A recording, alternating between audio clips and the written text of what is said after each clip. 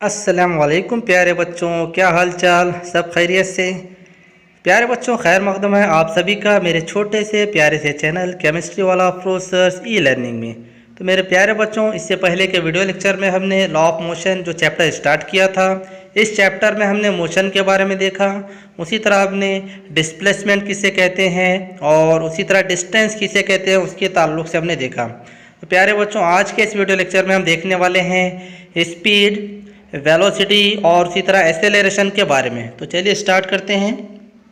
प्यारे बच्चों, सबसे पहले हम देखेंगे स्पीड एंड वेलोसिटी में स्पीड के बारे में हम देखेंगे। स्पीड यानी रफ्तार, ठीक है। स्पीड यानी कि उर्दू में इसे चाल कहते हैं, स्पीड यानी चाल, ठीक है। तो व्हाट इज स्पीड?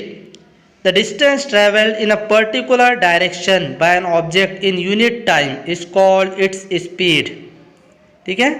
यानी कि किसी ऑब्जेक्ट के ज़रिए किसी मखसूस सिमत में तयशुदा फासले को, ठीक है, क्या कहा जाता है? स्पीड कहा जाता है। यानी कि किसी ऑब्जेक्ट के ज़रिए किसी मखसूस सिमत में फ़ी इकाई वक्त में तयशुदा फासले को स्पीड यानी कि चाल कहा जाता है, ठीक है। तो ये हो गया स्पीड के बारे में। The distance travelled in a particular direction by an object in unit time is called its speed. तो किसी ऑब्जेक्ट के ज़रिए किसी शय के ज़रिए किसी मखसूस सिमत में फ़ी इकाई वक्त में तयशुदा फासले को स्पीड कहा जाता है, चाल कहा जाता है, ठीक है। और उसी तरह इसका फॉर्मूला हो जाएगा स्पीड मसावी speed is equal to total distance travelled upon time required, ठीक है। यानी कि फ़ी इकाई वक्त में तयशुदा फासला, समझो कोई जिस्म है, कोई ऑब्जेक्ट है, वो 1 मिनट में 1 मीटर का फासला तय कर रहा, डिस्टेंस तय कर रहा, या कोई गाड़ी है वो एक घंटे में 50 किलोमीटर का फासला तय कर रही है। तो इस तरह से, ठीक है। फ़ी इकाई वक्त में, अब फ़ी इकाई वक्त यानी पर यूनिट टाइम, ये सेकंड में भी हो सकता है, मिनट में भी हो सकता, या आवर यानी घंटों में भी हो सकता है, ठीक है। तो इस तरह से अब वेलोसिटी किसे कहते हैं उसके बारे में हम देखेंगे। तो velocity means the displacement that occurs in unit time is called velocity. यानी किसी जिस्म के ज़रिए फ़ी इकाई वक्त में हटाव को क्या कहा जाता है? वेलोसिटी कहा जाता है। यानी कि किसी जिस्म के ज़रिए फ़ी इकाई वक्त में जो हटाव पैदा होता है उसे ही हम वेलोसिटी कहते हैं, यानी कि रफ्तार कहते हैं, ठीक है। तो इसका फॉर्मूला हो जाएगा velocity is equal to displacement upon time. तो प्यारे बच्चों, थोड़ा सा यहाँ पर जहन में आपको रखना है स्पीड और वेलोसिटी में क्या डिफरेंट है। तो स्पीड का ताल्लुक़ होता है डिस्टेंस से, जबकि वेलोसिटी का ताल्लुक़ होता है डिस्प्लेसमेंट से। तो ऑलरेडी हमने डिस्टेंस के बारे में देखा। डिस्टेंस किसे कहते हैं हम?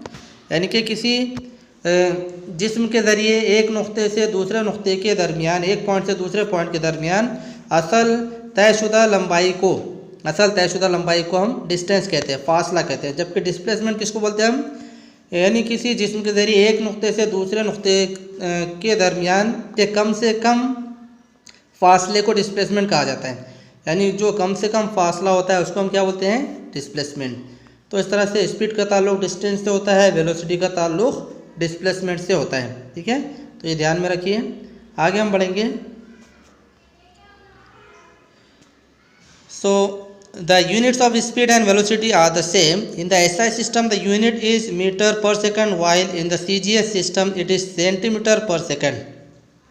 तो स्पीड और वेलोसिटी दोनों की ही इकाइयाँ सेम होती है, यूनिट सेम होते हैं। जैसा SI सिस्टम में, यानी इंटरनेशनल सिस्टम जो होता है SI सिस्टम के मुताबिक इनकी यूनिट होती है मीटर पर second, while in the CGS system, जबकि CGS सिस्टम के मुताबिक इनकी यूनिट होती है सेंटीमीटर पर सेकेंड, ओके। तो ये यूनिट याद रखिए। आगे बढ़ेंगे हम। ये पॉइंट्स यहाँ पर आपको याद रखना है। सेकंड पॉइंट है speed is related to distance while velocity is related to the displacement. जैसे कि ऑलरेडी मैंने आपको बता दिया कि स्पीड का ताल्लुक़ किससे होता है? डिस्टेंस से होता है, जबकि वेलोसिटी का ताल्लुक़ किससे होता है? डिस्प्लेसमेंट से होता है। नेक्स्ट पॉइंट है if the motion is along a straight line, the values of speed and velocity are the same, otherwise they can be different, ठीक है। अगर कोई जिस्म समझो एक सीधे लाइन पर, स्ट्रेट लाइन पर हरकत कर रहा है, बिल्कुल सीधे सीधे वो हरकत कर रहा है, तब स्पीड और वेलोसिटी यानी चाल और रफ्तार की जो वैल्यूज़ होती हैं वो यकसा होती है, एक जैसी होती है, सेम होती है, वरना वो डिफरेंट होती है। ठीक है, अगर कोई जिस्म है वो स्ट्रेट लाइन सफ़र कर रहा है, ठीक है, उसकी डायरेक्शन पर्टिकुलर है, बिल्कुल सीधे सफ़र कर रहा है, तब ऐसी हालत में स्पीड और वेलोसिटी की जो वैल्यूज़ होती है वो सेम रहेगी, वरना डिफरेंट होती है। ठीक है, तो याद रखेंगे। आगे बढ़ेंगे प्यारे बच्चों। अब हम देखेंगे effect of speed and direction on velocity.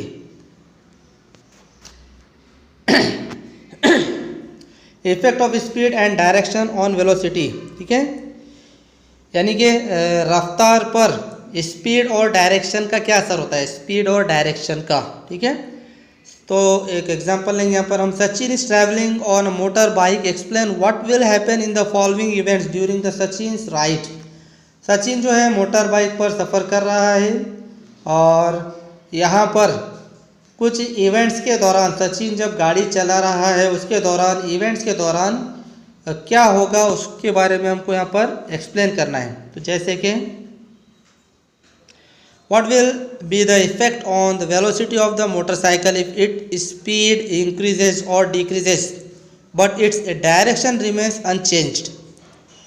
क्या होगा, ठीक है, यानी रफ्तार पर क्या असर होगा अगर मोटरसाइकिल की स्पीड को बढ़ाते हैं या कम करते हैं। ठीक है, but its direction remains unchanged, यानी मोटरसाइकिल की रफ्तार पर क्या इफ़ेक्ट होगा अगर हम उसकी स्पीड को बढ़ाते हैं और कम करते हैं, लेकिन उसकी डायरेक्शन को सेम रखते हैं, यानी कि तब्दील नहीं करते हैं। ठीक है, तब तो जाहिर सी बात है डायरेक्शन को चेंज ना करते हुए अगर हम सीधे स्ट्रेट लाइन पर गाड़ी चलाते हैं और स्पीड को कम ज़्यादा करते हैं, ठीक है, तो वेलोसिटी और स्पीड दोनों यहाँ पर सेम रहेंगे, दोनों में कोई चेंज नहीं आएगा, क्योंकि स्ट्रेट लाइन पर किसी भी ऑब्जेक्ट की स्पीड और वेलोसिटी दोनों सेम होते हैं। ठीक है, लेकिन जैसे डायरेक्शन चेंज होगी तो फिर वेलोसिटी और स्पीड दोनों चेंज हो जाएंगी। ठीक है, उसी तरह नेक्स्ट पॉइंट हम देखेंगे।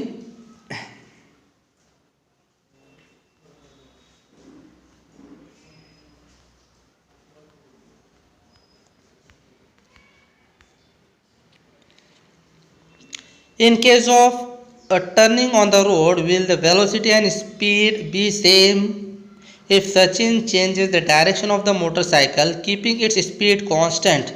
What will be the effect on the velocity? यानी कि गाड़ी को टर्न करने की हालत में, जब गाड़ी को मोड़ा जाता है, टर्न किया जाता है, ठीक है, उस हालत में क्या वेलोसिटी और स्पीड दोनों सेम रहेंगे। ठीक है, तो जाहिर सी बात है, ऑलरेडी जैसे मैंने आपको बता दिया, अगर स्ट्रेट लाइन पर गाड़ी चल रही है, स्ट्रेट लाइन पर, तो वेलोसिटी और स्पीड सेम रहेंगी, लेकिन जैसे ही हम गाड़ी को टर्न करते हैं तो उस हालत में क्या होता है कि डायरेक्शन चेंज हो जाती है, और डायरेक्शन चेंज होने पर वेलोसिटी भी चेंज हो जाती है, तो वेलोसिटी और स्पीड दोनों सेम नहीं रहेंगे। ठीक है, if Sachin changes the direction of the motorcycle, यानी अगर सचिन मोटरसाइकिल की डायरेक्शन को, सिम्त को चेंज करता है, कीपिंग इट्स स्पीड कांस्टेंट, और स्पीड को कांस्टेंट रखते हुए, what will be the effect on the velocity, velocity पर यानी रफ्तार पर क्या असर होगा। तो जाहिर सी बात है डायरेक्शन चेंज करने पर वेलोसिटी भी चेंज हो जाती है। ठीक है, अगर हम स्पीड को कांस्टेंट रखते भी हैं और डायरेक्शन को चेंज करते हैं तो वेलोसिटी भी चेंज होती है। ठीक है, आगे बढ़ेंगे प्यारे बच्चों। If on a turning Sachin changes the direction as well as the speed of the motorcycle, what will be the effect on its velocity? ठीक है, यानी टर्निंग पर, मोड़ने पर या मोड़ने के दौरान सचिन डायरेक्शन के साथ साथ यानी सिम्त के साथ साथ स्पीड को भी चेंज करता है, तब्दील करता है, तो वेलोसिटी पर क्या इफेक्ट होता है या वेलोसिटी पर क्या असर होगा। तो जाहिर सी बात है यहाँ पर डायरेक्शन भी चेंज हो रही है और स्पीड भी चेंज हो रही है, तो जब किसी गाड़ी की डायरेक्शन, सिम्त और स्पीड दोनों चेंज होते हैं तो वेलोसिटी भी चेंज होती है। तो यहाँ पर हमने तीनों कंडीशन देखे हैं। अगर है ना, सेम डायरेक्शन में अगर गाड़ी चल रही है, डायरेक्शन अनचेंज्ड है और स्पीड तब ऐसी हालत में स्पीड और वेलोसिटी दोनों सेम रहेंगे, यानी वेलोसिटी में कोई चेंज नहीं आएगा। लेकिन दो कंडीशन के दौरान अगर डायरेक्शन चेंज रखते हैं और स्पीड कांस्टेंट रखते हैं तो भी वेलोसिटी पर असर होगा, ठीक है। और अगर स्पीड और डायरेक्शन दोनों भी चेंज करते हैं तो भी वेलोसिटी पर असर होगा, ठीक है।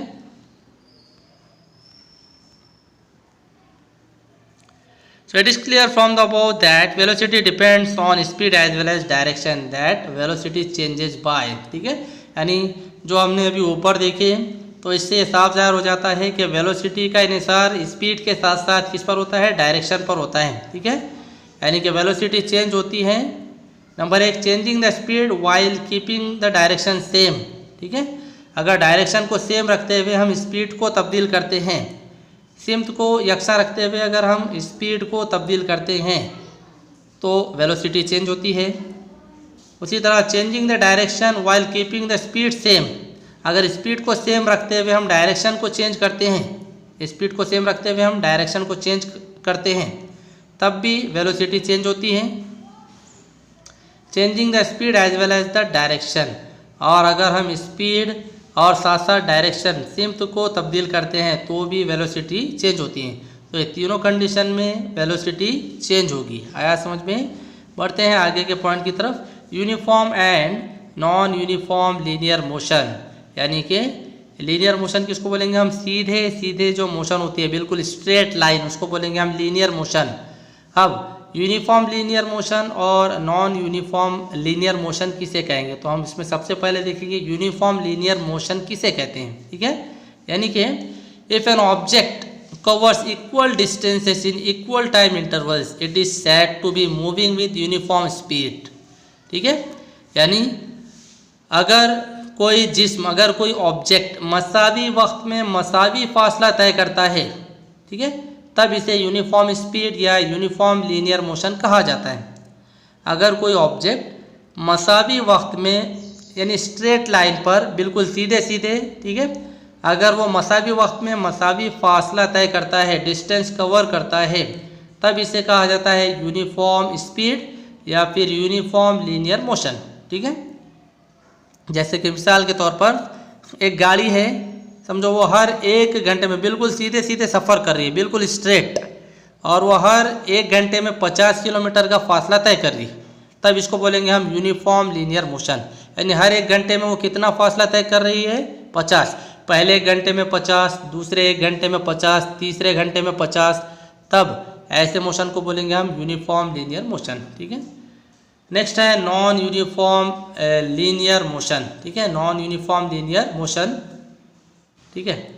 सो किसे कहेंगे non uniform linear motion, if an object covers unequal distances in unequal time intervals it is said to be moving with non uniform speed या फिर नॉन यूनिफॉर्म लीनियर मोशन।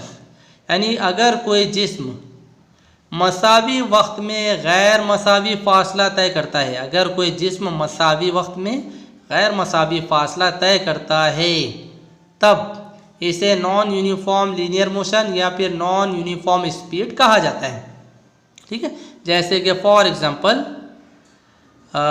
भीड़ भाड़ वाले इलाके में जब हम साइकिल चलाते हैं, है ना, तो क्या होता है कि हमको हर बार जो है ब्रेक लगाना पड़ता है, तो वहाँ पर जो मोशन होगी उसको बोलेंगे हम नॉन यूनिफॉर्म लीनियर मोशन। क्योंकि अगर हम 5-5 मिनट के वक्फे से अगर उसको मेजर करेंगे तो हर 5 मिनट में समझो वो 2 मीटर, पहले 5 मिनट में वो 3 मीटर गया, दूसरे 5 मिनट में वो 5 मीटर गया, तो जैसा जैसा भीड़ आएगी तो हमको ब्रेक मारना पड़ेगा, जिसकी वजह से क्या होगी, वेलोसिटी रफ्तार कम हो जाएगी।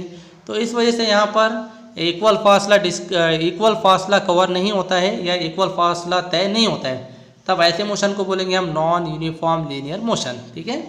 उसके बाद प्यारे बच्चों हम देखेंगे एक्सेलरेशन के बारे में। यानी कि एक्सेलरेशन क्या होता है, the rate of change of velocity is called acceleration. The rate of change of velocity is called acceleration. यानी कि रफ्तार में तब्दीली की शरह को एक्सेलरेशन कहा जाता है। इस तरह बोलेंगे इसको हम, तो रफ्तार में जो तब्दीली होती है, रफ्तार में तब्दीली की शरह, ठीक है, उसको एक्सेलरेशन कहा जाता है। तो एक्सेलरेशन प्यारे बच्चों 2 तरह का होता है। एक्सेलरेशन में इजाफा भी होता है, कमी भी होती है। यानी अगर गाड़ी जैसे हम चलाते हैं गाड़ी, तो उसको गाड़ी में एक्सेलेरेटर लगा हुआ होता है, अगर हम एक्सेलेरेटर को घुमाएंगे तो स्पीड बढ़ जाती है ना, तो या फिर हम एक्सेलेरेटर को कम करते हैं तो स्पीड कम हो जाती है। तो रफ्तार में क्या हो रही है यहाँ पर, रफ्तार में तब्दीली, तो रफ्तार में तब्दीली की शरह को हम एक्सेलरेशन कहते हैं, ठीक है। लिहाजा तो फॉर्मूला हो जाएगा इसका acceleration is equal to change in velocity per unit time, यानी change in velocity upon time. तो ये एक्सेलरेशन का ज़ाब्ता रहेगा। तो if the initial velocity is u, अगर शुरुआती रफ्तार u है, and in time t it changes to final velocity v, यानी कि शुरुआती रफ्तार u है और वो t वक्त में उसकी वेलोसिटी तब्दील हो जाती है, तब समझो वेलोसिटी v लेंगे हम, तब ऐसी सूरत में फॉर्मूला हो जाएगा एक्सेलरेशन यानी a is equal to final velocity minus initial velocity upon time, ठीक है। तो यहाँ पर फाइनल वेलोसिटी हम क्या ले रहे हैं v और इनिशियल वेलोसिटी u, तब फॉर्मूला हो जाएगा v minus u upon t। तो v फाइनल वेलोसिटी है, u इनिशियल वेलोसिटी है, अपॉन t यानी टाइम। तो इस तरह से ये फॉर्मूला बनेगा एक्सेलरेशन